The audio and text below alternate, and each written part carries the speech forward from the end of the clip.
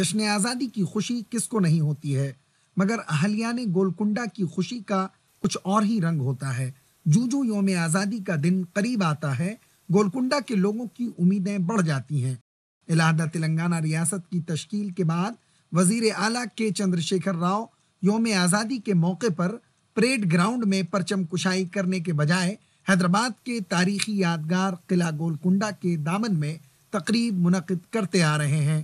اس تقریب کے پیش نظر سارے علاقے کی صفائی ستھرائی ہو جاتی ہے۔ اس کا فائدہ یہ ہوتا ہے کہ کچھ دنوں کے لیے اس علاقے سے مچھر غائب ہو جاتے ہیں اور علاقے کی عوام کچھ دن چین کی سانس لے پاتے ہیں۔ جشن آزادی کی تقریب سے پہلے قلعہ گولکنڈہ میں صفائی ستھرائی کی کیا حالت ہوتی ہے، اس کا اندازہ عام دنوں میں ان مقامات کو دیکھ کر لگایا جا سکتا ہے، جہاں جگہ جگہ کوڑا کرکٹ پھیلا ہوا رہتا ہے۔ محض صرف 4 سال کے اندر یہ دیکھا گیا کہ جیسا ہی اگست کا مہینہ آتا ہے، صفائی کا ایسا انتظام کیا جاتا ہے جیسے کہ ایسا لگتا ہے کہ گولکنڈہ جو ہے نا بہترین سوچھتا کے نام پر چلا جا رہا ہے، لیکن حقیقت کچھ اور ہے۔ جیسے ہی 15 اگست ہو جاتا ہے تو پھر وہی گندگی، وہی مچھر۔ یہی وجہ ہے کہ ان علاقوں میں مچھروں کے پھر سے ڈیرا ڈالنے میں چند دن ہی درکار ہوتے ہیں، اور یہ چند دن ہی اہلیان قلعہ گولکنڈہ کی زندگیوں کے چین و سکون کے ہوتے ہیں، جن میں وہ آرام کی نیند سو پاتے ہیں۔ گولکنڈے میں 15 اگست کے دن ہمارے سی ایم KCR صاحب آ کر جھنڈا بندن کرتے ہیں، جھنڈا کھینچتے ہیں۔ 8 اگست سے لے کے 15 اگست تک فل صفائی کا ماحول رہتا ہے۔ آخر کیوں بھائی؟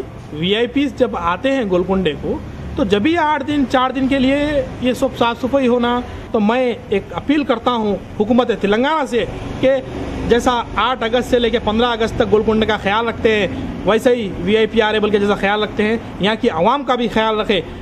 مقامی لوگوں کا کہنا ہے کہ یہاں آنے والے VVIPs جو چند پل ہی یہاں گزارتے ہیں، ان کے لیے اتنے جتن کیے جاتے ہیں، اور یہاں رہائش پذیر عوام پر کسی کی کوئی توجہ نہیں ہوتی۔ کام کر رہے ہیں کہ قلعہ گولکنڈے میں 15 اگست کا فلیگ ہاسٹنگ ڈے وہاں پر رکھ رہے ہیں، تو ہم ایک حکومت سے بار بار یہ ادباً گزارش کرتے ہیں کہ وہاں پر گولکنڈہ میں صاف صفائی اور مچھروں کے لیے اور جو بھی چیزوں کی تکلیف ہے وہاں پر، یعنی جو چیزوں کی گولکنڈے کی عوام کو تکلیف ہے اس کے بھی اوپر توجہ دی جائے۔